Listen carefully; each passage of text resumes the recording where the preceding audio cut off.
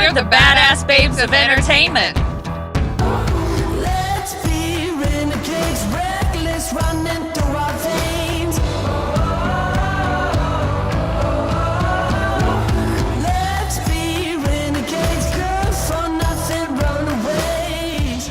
That girl got her own bag. Okay, so welcome to the badass babes of entertainment, Risa Bramon Garcia, CSA. She has directed countless films and episodics during the feature film 200 Cigarettes for Paramount Pictures.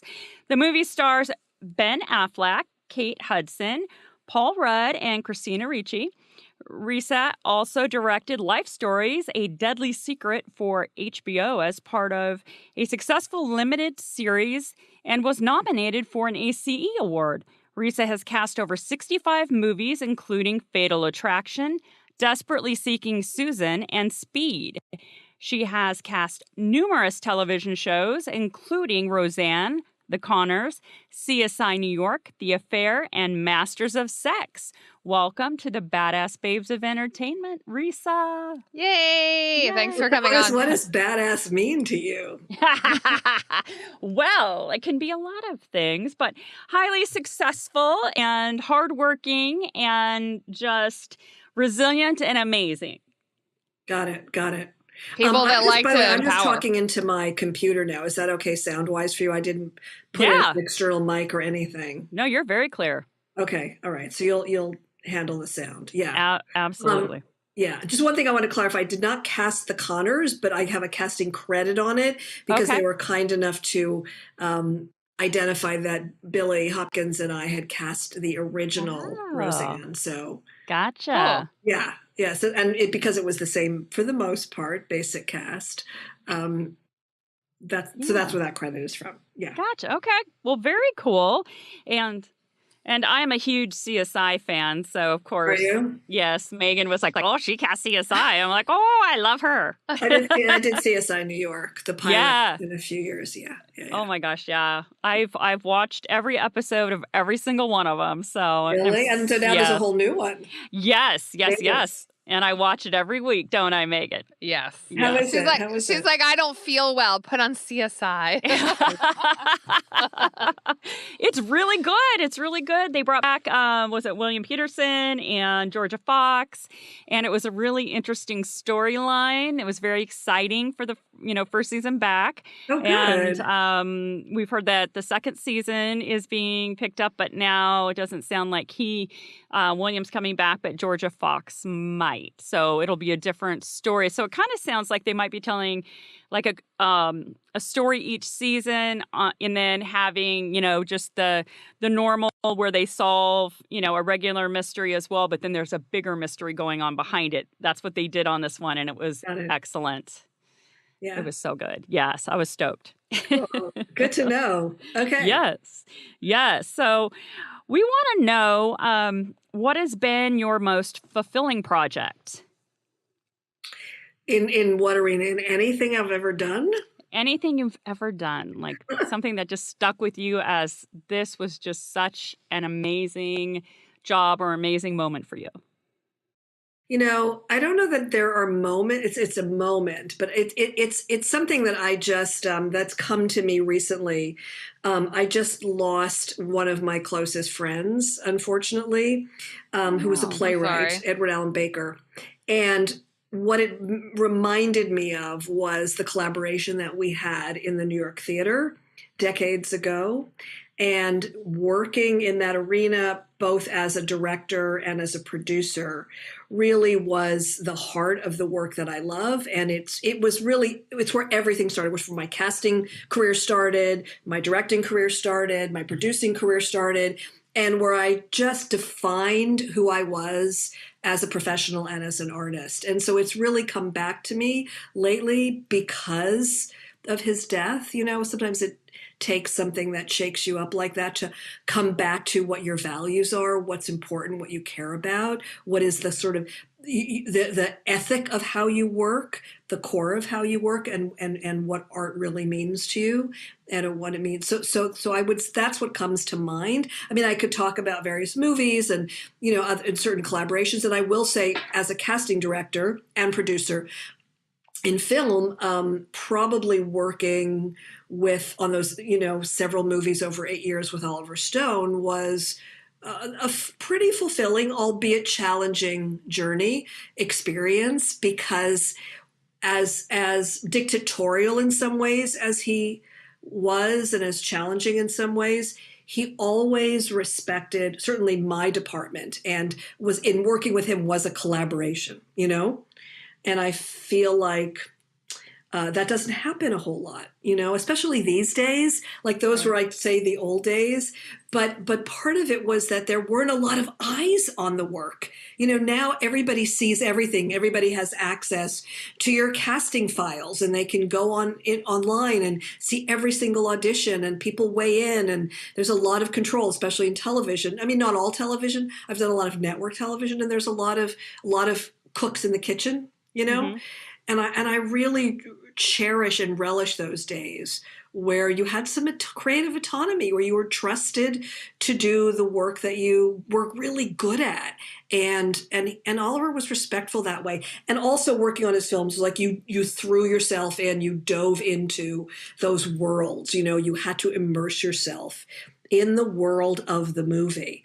And so, I mean, I didn't know about Vietnam, really. I grew up in Canada. I was younger a little bit. And I immersed myself in all of that, and in the life of veterans, and in Wall Street, and in the talk radio world, and in the world of psychopaths, doing natural born killers. And there were just, there was this incredible, intense immersion, which, went way beyond casting. It was about telling a story and representing a reality, and challenging a norm and a point of view, and all of that. And so I really miss that. It was as I said, challenging, but really ultimately satisfying collaboration. So those two different worlds and lives come to mind, if that makes sense.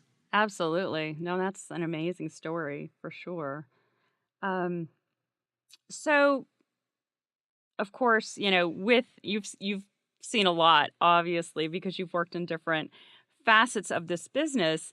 What would you say that your biggest pet peeve, or something that really gets on your nerves when it comes to actors and auditions, and either in the room or audition tapes, or just something that just like drives you crazy?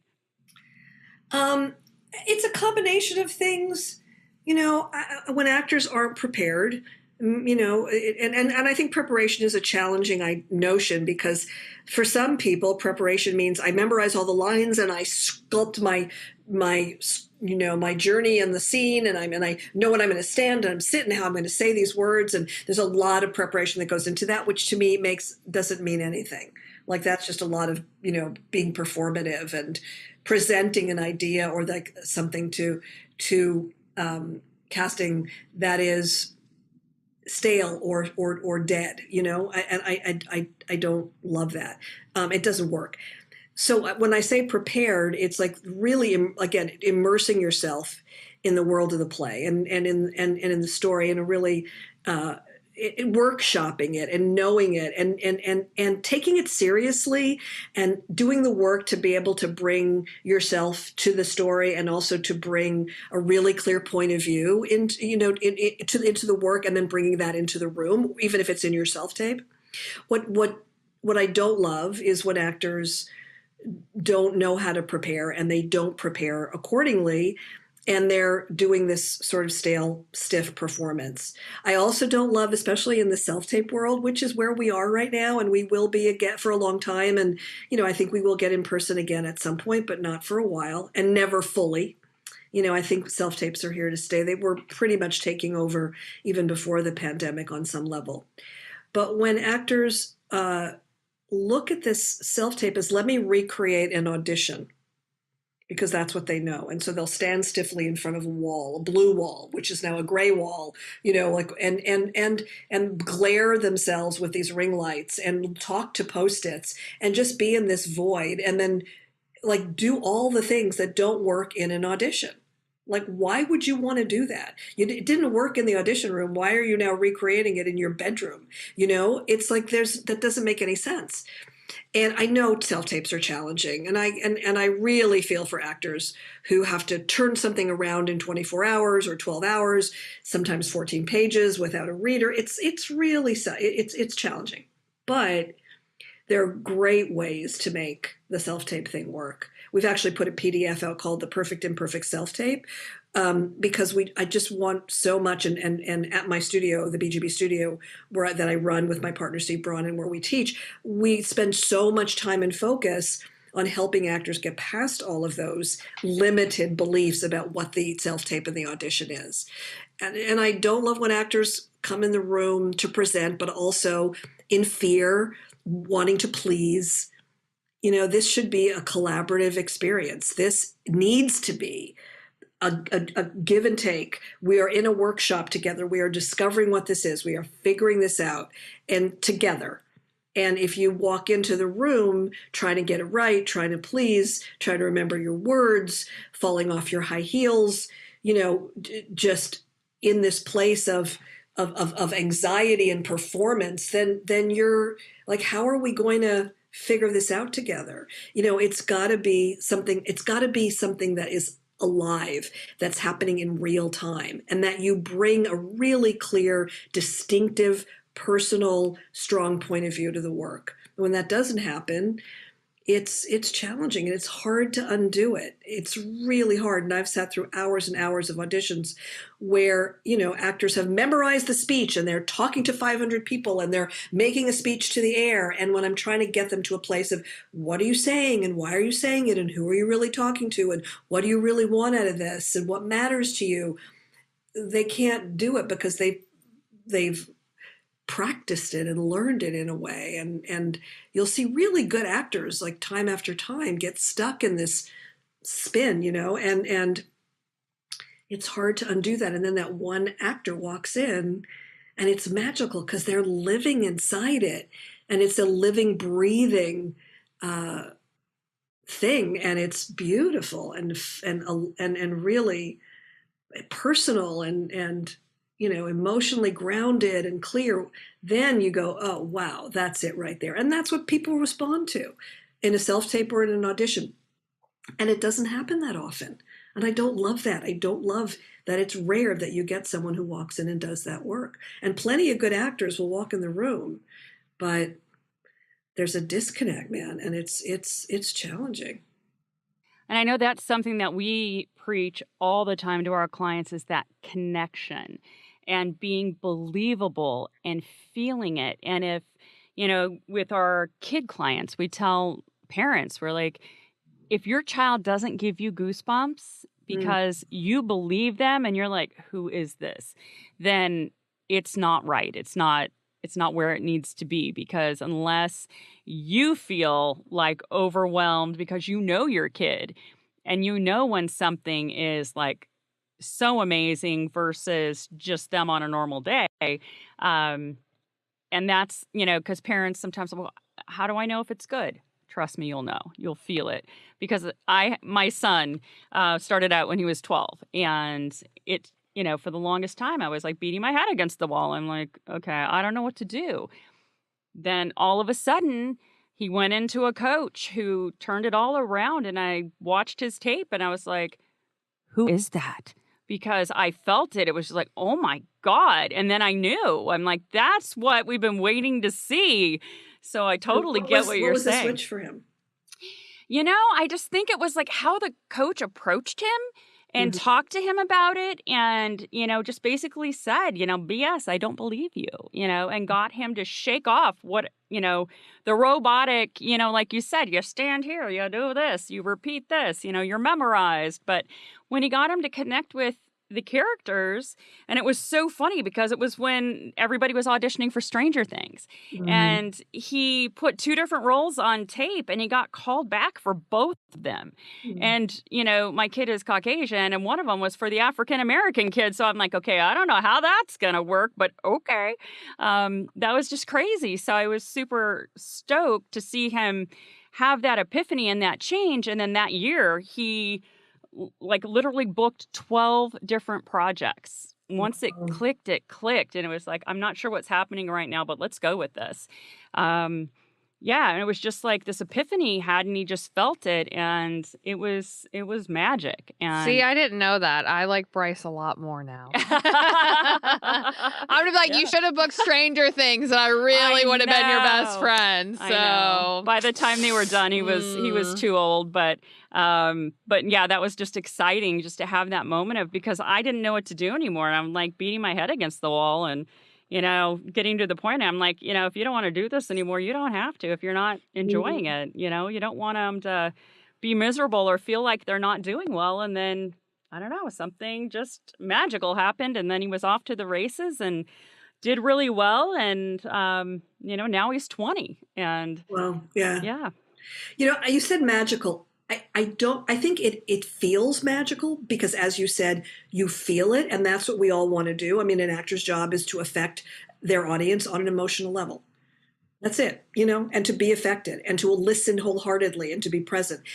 But I don't think it's magical as a process. I mean, actors always talk about being in that zone where you're just in the magic of it, and that's true. But getting there, it really speaks to surrendering to the moment and to your scene partner, to your partners in the, whoever they are, whether it's you're reading with your mother or your boyfriend or your cousin or your son, you know, in a self-tape, or if you're with, you know, reading with a casting director or an assistant or an actor being the reader, or you're on set or on stage, you know, working with another actor, whoever your scene partner is, being present with them and allowing for the scene to affect you and to listen, just listen, to just connect with the other human and listen. It's like such a simple thing, but it's something that happens consistently that people forget, especially when they're preparing by themselves and they're in some kind of vacuum. So then the magic happens, but it isn't a magical process, you know? And I think that it's so important for actors to just keep coming back to that. And sometimes people get overcoached and, you know, I think a lot's at stake. And so it starts to become way too important. And you get away from the art and craft of it and you get into the, oh, I need this thing so badly for my health insurance. And so my agent will drop me. And, you know, so I can say that I actually did something and it was my first audition in 2 months. So, you know, it starts to become precious and we all know what happens when you take that weight on. Right. It's too much. And it's too much. You can't work that in that way. No, absolutely. Well, I want to ask this since Brenda's the manager. Ooh. Everyone wants to know the dreaded question. The feedback question is, should managers and agents follow up with casting and when? I mean, for feedback on auditions. Yeah, for actors, how did they do? I mean, a lot of people are very different on that. We kind of want to get your stance on your thoughts. Yeah, I don't know. It's I think it depends on where people are, you know, in the process. I think if it's a first audition for something small, you know, I don't know that you're going to get that just because of time. And you know how many casting directors are, especially these days, getting thousands of self-tapes. Like nobody has the staff or the time for it. Everything has such a crunch to it. And I know everybody knows that, but it's just exhausting to even get through your inbox, you know. But I think if it's something that is significant, you're on a callback or it's for a lead in something or a big recurring part or even a huge guest spot, like I think at that point asking for feedback is fine. You may not get it, but also I would say know what you're asking as opposed to general feedback. There's a disconnect among us sometimes about like, how do you do? Or how, you know, can I have some feedback on, and it's hard to know what to say. And what would it be like to say, you know, to know the scene, what they were actually auditioning for or taping for, and then to be able to ask specifically for something, you know, did they feel like the role Were they prepared? Something more specific, and something that may speak to the issues the actor may think that they had in the room, or that the actor has consistently, like maybe somebody who just is not enough this or that. But it's almost impossible to get the feedback when you're one of, let's say it's a TV show, let's say it's an episode, let's say there are 12 roles or 15 roles or 20 roles in the episode, and let's say there are now with self-tapes, 50 people for each one. Like, how are you supposed to give feedback on that? So I would say save it for, or when there's an actor who's been in 9 times, John Hamm came in 9 times for CSI New York, then you want to know what's going on. Let's get some concrete feedback here, because what are you going to do to, go in for the 10th time or whatever, like what? And usually if you're going for 9 or 10 times, then we love the person, but there's just it didn't quite happen, which wasn't the case in his case. But so that's what I would say. It's just practical. Wouldn't it be great to be able to, like I remember in the old days, talk through an actor's experience with an agent or a manager, in something. So that I would, hope that's helpful. But I also say to the actor, leave it at the door. Yes. Do your work, even your self-tape, and then be done and say, I shot that film. I went home. I'm done. I did my best. I think I did well. I felt it, or I didn't. Moving on. Yes. Absolutely. And I know we tell our clients a lot of the time, guys, we're going to contact casting and we're going to get a generic answer. They did great, but they just weren't right for this role, or it just isn't moving forward. Those types of things. We're not going to get specifics unless we can ask something very specific that casting will remember. And when you're looking at 200 tapes or whatever it might be, you're going to be like, oh God, I have to look them up, because, you're not going to have recall. That's a lot of tapes to watch and try to remember that specific audition. Yeah. And, actors, I think sometimes forget that to them, they're 1 in a million, but, to you, they're 1 in a million. So, Yeah. it's like, guys, this is really, really hard. And, that's the thing. Were you prepared? Did you feel it? Did you really, leave it at the door? Did you give it everything you had, or did you phone it in? So don't expect greatness if you didn't give it greatness. But it's a tricky thing, because actors sometimes think they did really well and then they don't. And I've had a couple of conversations with people. I just remember working on this pilot, and I would constantly get these, how'd they do? And sometimes when I responded, specifically when I had the time or when I knew everybody well enough, I would explain, like, she was just like, she was working really hard, and it was, and it felt tight, and it felt over rehearsed, and it was just over, and I did a second take, and I tried to play with it, and I'm really good with actors in the room. And then the response then is, okay, well, will you see her again? Can she self-tape? Can she do it again? And then it becomes like the loop, and I'm not judging anybody for doing that, but then the feedback turns into, whatever that is. And often I'll say, yeah, sure, if so-and-so wants to, yeah. Or sometimes I'll get a call or an email saying, so-and-so, she felt terrible. She was so much better with her coach. She thought she did really badly. Can she tell? And I will go, okay, well, she didn't do great because, and then I'll get, can she self-tape? And then, so yes. And then the self-tape comes in. And so how is the self-tape?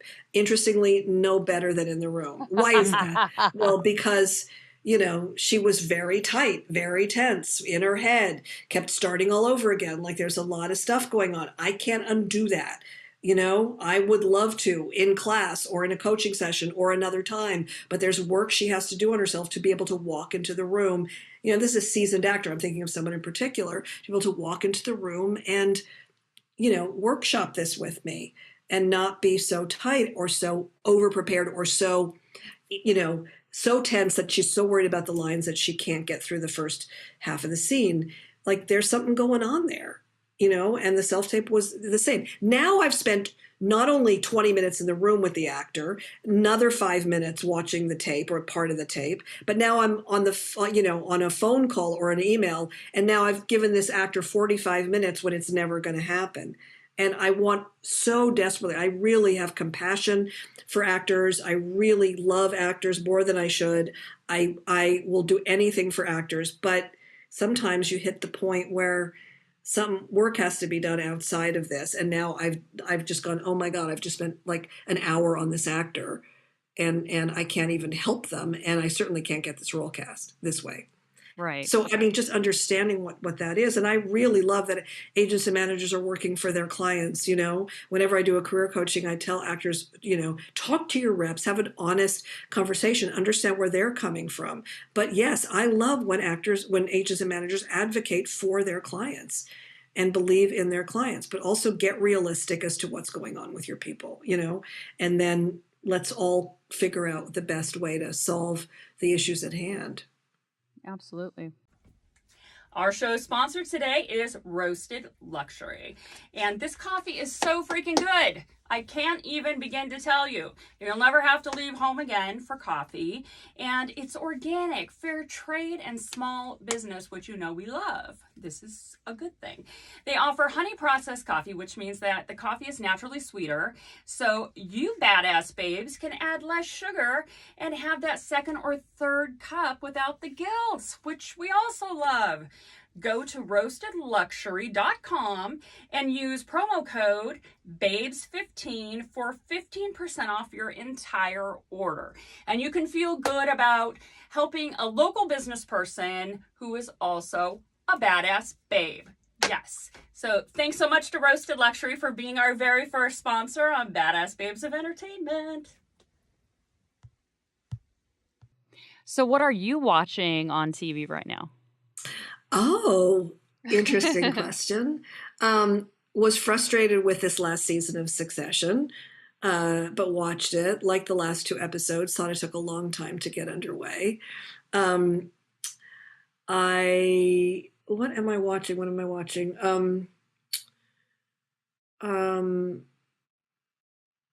I love a lot of things. Love just finished the last season of Sex Education, which I loved. Started to watch some movies. I became obsessed. This is a funny story, but it's got a point. About 7 or 8 months ago, I crashed. I had like a reckoning.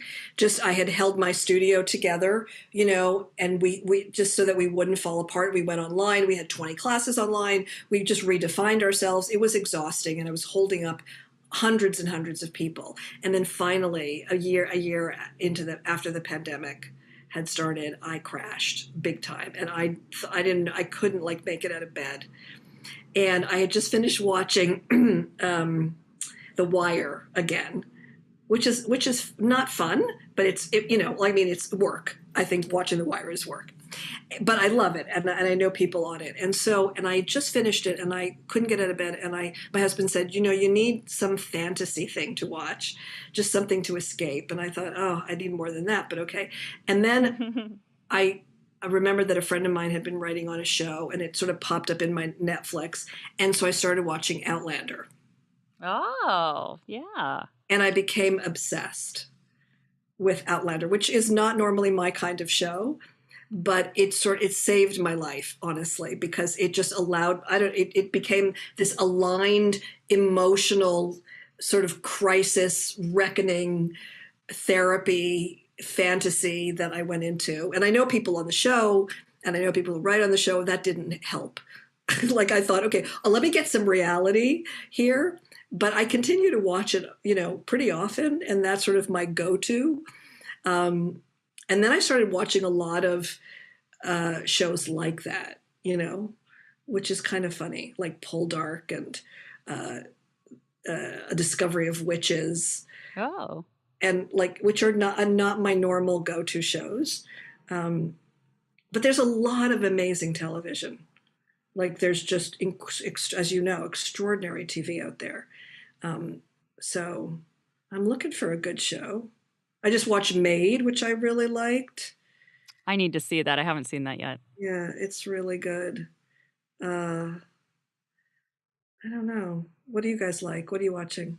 Well, we're obsessed with Dexter. We were just talking You about know that. what? Isn't the new season great though? Oh, That last episode. Did you watch that oh last my one? Oh, gosh. Yes. I mean, So good. Yes. and I know Clancy. He's so great. I'm so glad he's doing this. But I didn't expect it to be that good. Like I didn't love the last season of Dexter from 10 years ago. Yeah, But it has been. But this is like pure Dexter. it is.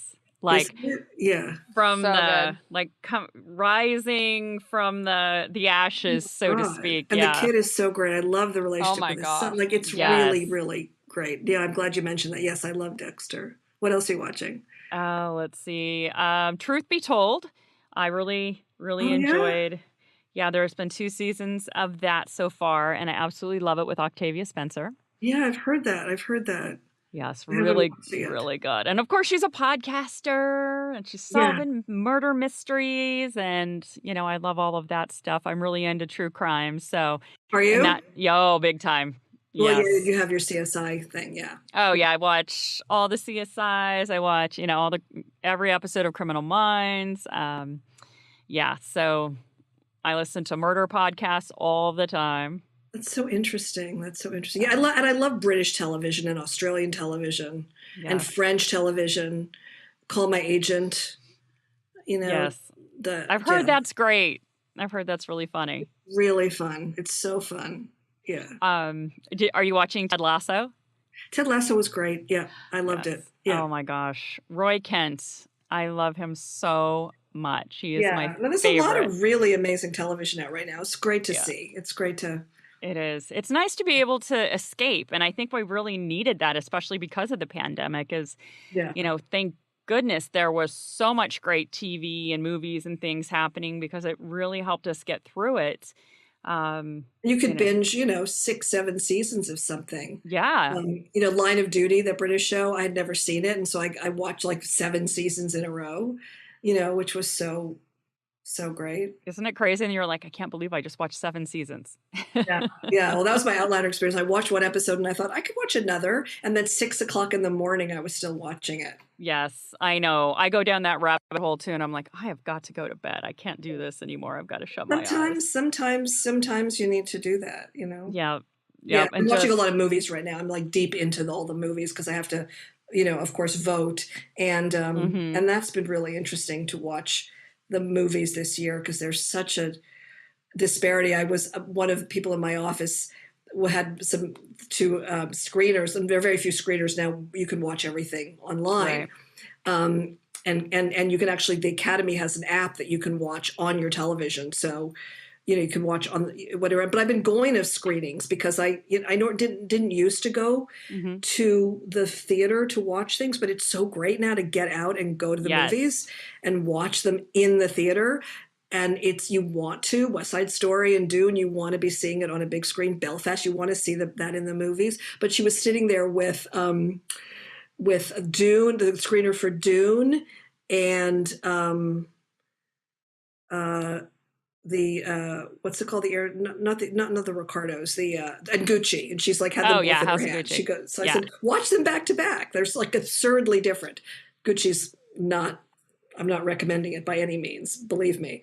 But it's just so interesting, the movies that are out this year and what they are and how different they are, and with a range of films. And it's great to see that films are back. I still wish they wouldn't come onto television quite so Mhm. quickly. Yeah. There'd be a little more exclusivity, at least a few months, but at least people get to see it because nobody's leaving their houses because we can't on many Right. levels. But I think that was the direction we were headed in anyway.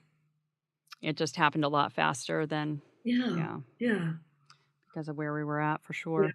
Yeah. So, for our last question, we like to ask everyone who comes on our podcast to do a shout out to a badass babe in your world that has been part of your journey or has just been an outstanding individual in your world that you would like to do a shout out for. Wow. Yes. this is going to seem a little odd, but this is what comes to mind. So I'm going to shout out my daughter. Okay. Yeah. I like that. I think that's great. Garcia. She is she's in the business. She's in her first like big job. She's working for a company called Synetics, and she's which is a management and producing and financing company, and she's a coordinator there. And I just it's so extraordinary to see her find herself as a woman in this industry, at 24 years old. I'm not only proud of her, I'm like blown away by her. She actually did some work with my acting studio, with the BGB studio, and came in to start to produce an online course that we're doing. And I was amazed by how together she was, and she bossed us around, and Steve and I are hard to boss around.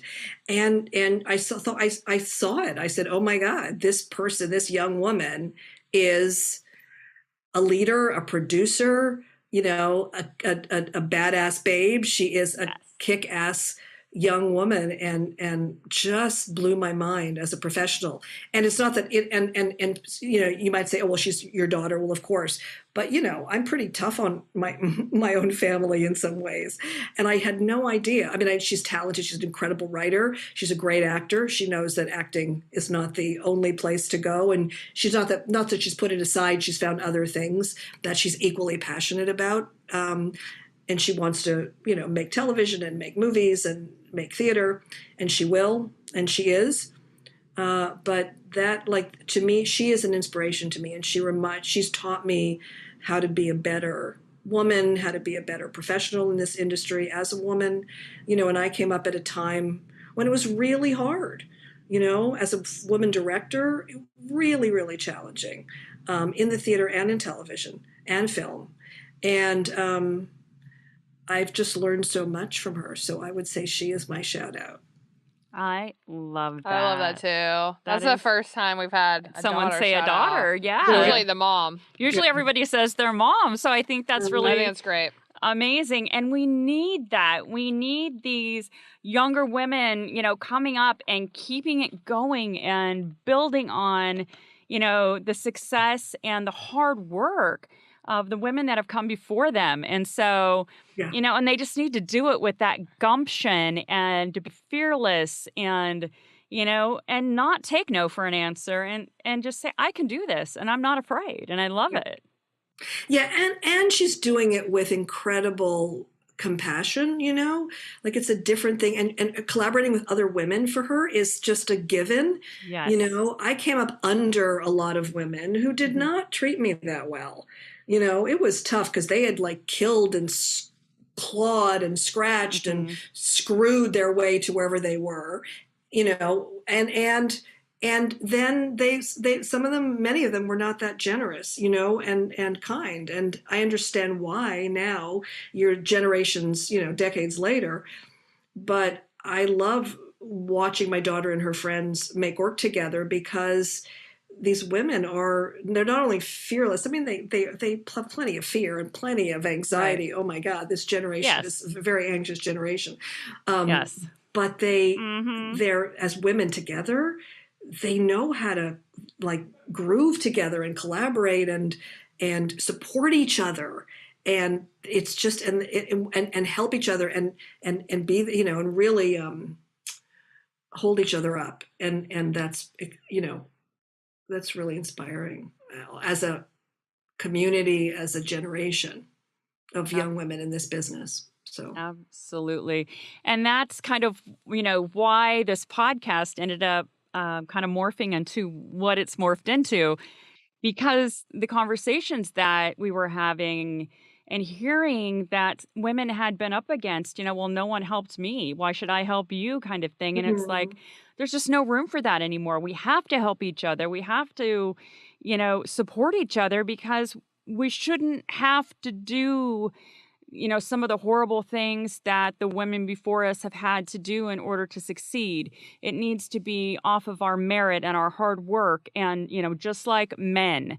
And, it shouldn't be a double standard and it shouldn't be any different. And the one thing that, it's actually a couple things we have going for us that I think that, really helps women. One, we're incredible multitaskers. We can take on so much. And then if we just have the support of other women to help each other and lift each other up, we're going to be unstoppable. Yeah. And Yeah. that's where we need to be. I know that I watched, I don't know if you saw on Hulu, Mrs. America. Mm-hmm. That to me was like a life-changing binge. I watched the whole thing. Like I just couldn't get enough of it because it shocked me that we were so close back in the early 70s to having women in the White House and making a difference and being farther than we really are now. And all because of women fighting against each other and holding each other down Yeah. that, again, we let the men, kick us out again. And it was like, guys, we were so close. Why? And so that was a big part of this podcast and, why we want to do these shout outs and we want to support women. We think it's, so important. And, I'm almost 20 years older than Megan. And so it's like, different generations, but, I want her to be the next one to like hold up the next woman and, us help each other because it is so important. Yeah. It's necessary. And we have to teach men how to do that, like how to make space for that and how to Right. collaborate with us. Because they Yes. just like, they don't know, they've never had to do it before. And I've, Steve and I talk a lot about at the studio about how men, especially white men, feel entitled to have a voice. And so they don't really realize they're pushing women out. I'm not saying all men, some men realize they're doing it, but a lot of men just don't realize it. It's like, oh, someone asked a question, someone wanted something, I'm right here. That's what I learned how to be. And they learned it through sports, they learned it through socialization, they learned it through everything that they watched and read and saw. And how they were parented and brought up in school and everything else. But they just don't know not to. And then you watch, people of color and women of color and various different genders and like people not having that experience of privilege or that experience of knowing how to step into their voice and into their way. And so it's also about saying, you know what, you don't have to speak right now. You can just wait a second. Other people have something to say. And I've found from so many men I've worked with lately, especially through the studio, it's like they're really grateful to be reminded of that so they could step aside and say, oh, well, here's somebody else with a voice. Here's somebody else who has something to say. Let me just be quiet for a minute, sit back, and just find the relief in that so that I can allow for women or others Mm-hmm. to speak up, stand up, and move forward in a leadership way. So that's really been an interesting sort of education in all of this, But I advocate for what I call artistic leadership, which is a willingness and the courage to stand in yourself and be seen and have a voice and be willing to fail and blow it and be vulnerable and all of that and messy and human. And I mean, that's the kind of stuff that speaks to us creatively and professionally in the end as artists. And that's the work we love. Those are the actors and the filmmakers and the storytellers we love. And so I just want every actor to start to take those steps forward, women and everyone else, Yes. into their space and their voice. Absolutely. Well, Risa, thank you so much for you coming so on much, the Risa. podcast. Yes, this has been Well, I'm glad you got so your great. power strip resolved. Yes, me too. Me too, after I about lost my mind. But all is well that ends well. And this has been so inspirational and so wonderful. And thank you so much My for pleasure. And I love what you're doing. sharing it. Carry on, ladies. Thank Really. you. Thank you. Well done. Yeah. Thank you so much. And we Right. hope to see you again soon. Yeah. Absolutely. It's good to spend time with you and keep me posted as to what your plans are for this episode. Absolutely. We shall. Okay. All right. Bye. Night. Good night. This episode was produced by me, Megan Ketz. And me, Brenda Fisher. Thanks to our Grammy-nominated sound engineer, Herman Villacorta. We have another amazing guest next week, so be sure to listen. If there's a topic you would like us to cover, message us on Instagram at Babes of Entertainment, also on Facebook, Babes of Entertainment, and on Twitter, Babe_podcast. And now TikTok, Babes of Entertainment on TikTok. Woo, woo, woo.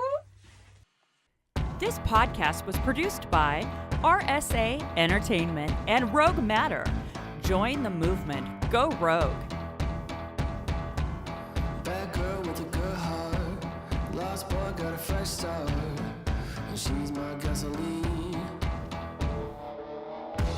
Slick chrome on the Mustang. Drop top, no we don't play. 'Cause I'm her nicotine.